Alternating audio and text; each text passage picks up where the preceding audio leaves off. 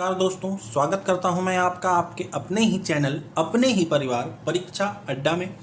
और हमारा आज का टॉपिक बनेगा न्यूमेरिकल। फिजिक्स के कुछ अच्छे न्यूमेरिकल्स को हम देखेंगे और सीखेंगे यहाँ पर कि क्या कह रहा है ये न्यूमेरिकल और हमें इस न्यूमेरिकल को कैसे करना है। ठीक है दोस्तों, फिजिक्स में न्यूमेरिकल का बहुत ही बड़ा योगदान रहता है, ये बात आप जान लीजिए। ठीक है ना, फिजिक्स पढ़ना है तो न्यूमेरिकल करना ही पड़ेगा। फिजिक्स में नंबर उठाने हैं तो न्यूमेरिकल करने ही पड़ेंगे, भागना नहीं है। ठीक है, चलिए देखते हैं पहला न्यूमेरिकल। एक आदमी पूरब की ओर 1.5 मीटर चलता है। ठीक, 1.5 मीटर चलता है, चला लीजिए 1.5 मीटर इनको पूरब की ओर। चलिए, हमने 1.5 मीटर पूरब की ओर इनको चला लिया। ठीक है, ध्यान से। फिर वह दक्षिण में 2 मीटर चलता है, दक्षिण दिशा की ओर 2 मीटर चला लीजिए। देखिए, जिन्हें दिशा का ज्ञान नहीं है उनके लिए ये चार्ट देख लीजिए। इधर हम पूरब मानते हैं हमेशा, इस साइड वेस्ट मानेंगे यानी कि पश्चिम, इधर नॉर्थ और इधर साउथ। ठीक है, और इसी के आधार पर मैं यहाँ पे अपने न्यूमेरिकल को हल कर रहा हूँ। ठीक है ना, 2 मीटर, फिर से वह पूरब की ओर, फिर से वह पूरब की ओर चलता है 4.5 मीटर। ठीक है, ये बात है। यहाँ पे डिस्टेंस पूछ रहा है तो आप देखेंगे 1.5, 4.5 हो जाएगा, 6 और 2 8 मीटर। तो दूरी कुल यहाँ पे कितनी हो गई? 8 मीटर। और अब हमें फाइंड करना है विस्थापन। दोस्तों ध्यान दीजिएगा, विस्थापन first point and last point, ठीक है, मतलब पहला बिंदु और अंतिम बिंदु के बीच की जो न्यूनतम दूरी होती है उसे हम कहते हैं डिस्प्लेसमेंट यानी कि विस्थापन। ठीक है, फिर से सुन लीजिए ध्यान से आप लोग। डिस्टेंस बिटवीन या आप यूं कह लीजिए शॉर्टेस्ट माने कम से कम, shortest distance between 2 points. Okay, ठीक है, क्या कहते हैं उसे? डिस्प्लेसमेंट। और ध्यान देंगे आप, अगर आप शॉर्टेस्ट डिस्टेंस खोजें यहां से यहां तक की, ये प्रारंभिक और ये अंतिम, तो क्या होगा? कुछ इस तरह से अगर हम भाग जाएं, अगर वो व्यक्ति इस तरह से भाग जाता तो शायद जल्दी पहुंच जाता और रास्ता भी उसका छोटा हो जाता। ठीक है, देखेंगे हम इसी पॉइंट को निकालेंगे। ठीक है, कैसे निकालेंगे ध्यान देंगे। अब आप ध्यान से देखना है आपको। देखिए, चलिए देखिए, ये इसको हम लोग बढ़ा सकते हैं। देखिए, ये 1.5 मीटर है तो ये भी 1.5 ही मीटर होगा। ठीक है, बहुत ध्यान से, ये 1.5 मीटर है तो ये भी 1.5 मीटर होगा। मतलब अब यहां से यहां तक की कुल दूरी कितनी हो गई दोस्तों? तो आप कहेंगे 6 मीटर। ठीक है, ध्यान से देखिए।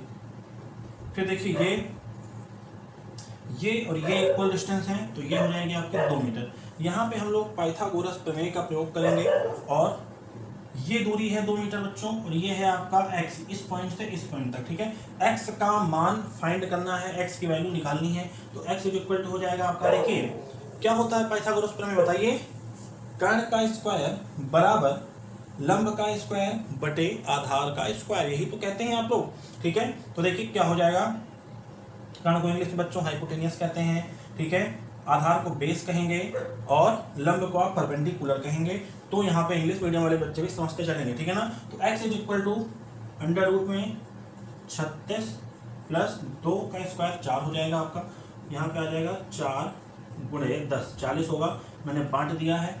ठीक है, अब देखिए 2 गुणे 2 गुणे 5 गुणे 2, ठीक है, इस तरह लिख सकते हैं। अंडर रूट के बाहर हो जाएगा 2 10, ये आ जाएगा आपका आंसर 2√10 मीटर। विस्थापन कितना? 2√10 मीटर।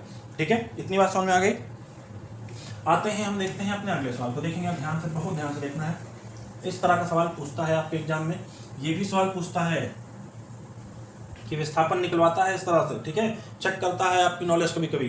देखते हैं हम, कह रहे हैं एक कार 30 किलोमीटर की दूरी 40 किलोमीटर प्रति घंटे की चाल से चलती है। ठीक है ना, हमें पहली दूरी दी है D1 30 किलोमीटर। ठीक, चलिए, पहला वेग भी दिया है V1 40 किलोमीटर प्रति घंटा। ठीक, से चलती है। अगली 30 किलोमीटर, फिर से चलती है D2 30 किलोमीटर। ठीक, चलिए, और इस बार लेकिन चाल कितनी है? ठीक है, तो औसत चाल। चलिए, औसत चाल का फॉर्मूला आप लोग बताएंगे मुझे। Total distance upon total time, यही होती है ना कुल दूरी बटे कुल समय, यही होता है ना फॉर्मूला। ठीक है, हमारे पास टोटल डिस्टेंस तो है, d1 प्लस d2 कर लेंगे तो हो जाएगा 60 किलोमीटर, ये हो जाएगी आपकी कुल दूरी, लेकिन टोटल टाइम नहीं है, कुल समय नहीं है। ठीक है, तो कुल समय हमें कैलकुलेट करना पड़ेगा। आइए देखते हैं कैसे निकालेंगे कुल समय। देखिए, चाल बराबर दूरी बटे समय, हम सभी लोग फॉर्मूला जानते हैं, चाल बराबर दूरी बटे समय। तो चाल क्या है, पहले के लिए देखेंगे आप, चाल क्या है 40, पहले के लिए मैं बात कर रहा हूं, पहले के लिए। ठीक है, चाल बराबर दूरी बटे समय फॉर्मूला जानते हैं। पहली v1 चाल क्या है 40, तो t1 दूरी कितनी है 30।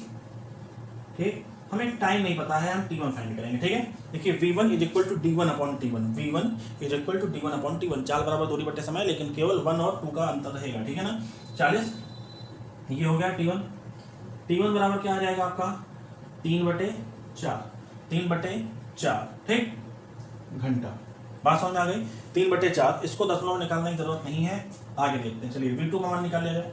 v2 देखिए, v2 है 20, तो चाल कितनी हो जाएगी आपकी 20, d2 भी है 30, t2 हमें निकालना है। ठीक है, t2 बराबर कितना आ जाएगा यहाँ से 3/2। अब देखिए t1 और t2 का मान भी पता लग गया। ठीक, सही है। फॉर्मूला क्या कहता है, कुल दूरी 60 बटे कुल समय t1 प्लस t2। ठीक, 60 बटे 3/4 धन 3/2। ठीक है, 60 बटे 4 3 धन 4 2 दूना 4 2 3 6। ठीक है, बात समझ में आ गई।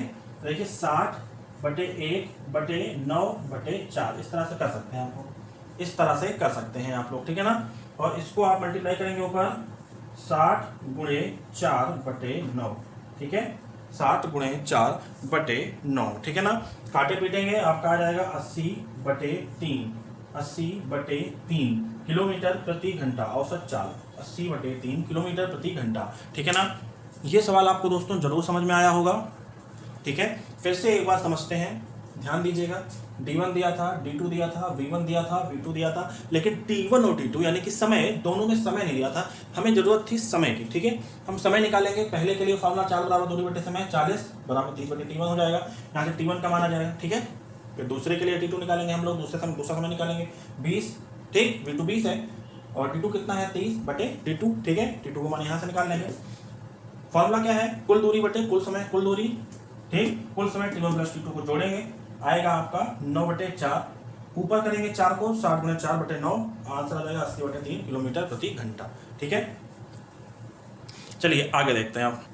चलिए अगला सवाल देखते हैं। लिखा है एक कार विराम से चल के 6 सेकंड तक 4 मीटर प्रति सेकंड स्क्वायर से त्वरित होती है, तो वेग और तय की गई दूरी कैलकुलेट कीजिए। ठीक है, यहाँ पे आपको वेग भी निकालना है और दूरी भी निकालना है।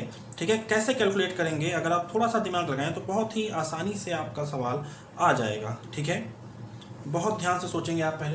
पहले हमें कैलकुलेट करना है वेग। क्या कैलकुलेट करना है, वेग। ठीक है, त्वरण दिया हुआ है, ध्यान दीजिएगा, त्वरण दिया हुआ है। ठीक है ना, एक्सीलरेशन इज इक्वल टू होता है v minus you upon T, v minus you upon T. ठीक है, v minus you upon T. ठीक है ना, देखेंगे आप यहाँ पे u कितना है, u विराम की बात कही है, तो u है यहाँ पे आपका 0। ठीक है, v दिया हुआ है 4 मीटर पर सेकेंड स्क्वायर। ठीक है ना, तो आप कैलकुलेट कर सकते हैं 4 minus 0 upon what is the value of t, 6 second. ठीक है ना, बात समझ में आ गई। 4 मीटर पर सेकंड स्क्वायर, सॉरी यहाँ पे v नहीं है ये बल्कि a है, एक्सीलरेशन दिया हुआ है, आपको वेग फाइंड करना है। ठीक है, तो v हम निकालेंगे यहाँ पे, और a का मान कितना है 4। ठीक, v minus 0 upon 6, then v is equal to 6 चौके 24 मीटर पर सेकेंड। ठीक, इतनी बात समझ में आ गई। तय की गई दूरी, अब हमें तय की गई दूरी निकालनी है। गति का दूसरा समीकरण s is equal to ut plus half AT square, ut plus half AT square से आप फाइंड कर सकते हैं। ठीक है ना, बहुत ही आसानी से। चलिए देखते हैं कैसे फाइंड कर सकते हैं आप। फॉर्मूला लिख दिया है, s is equal to ut plus half AT square. ठीक है, देखिए हमें फाइंड क्या करना है, हमें एस फाइंड करना है। एस विस्थापन यानी कि तय की गई दूरी है, ठीक है ना। यू का मान आपको पता है 0 प्लस 1/2। ए का मान देख लीजिए लिखा हुआ है 4, टाइम आपका 6 सेकंड है, 6 6 36 हो जाएगा, और यहाँ से आपका एस आ जाएगा 72 मीटर, ठीक है। ये हो गया आपका आंसर। क्लियर।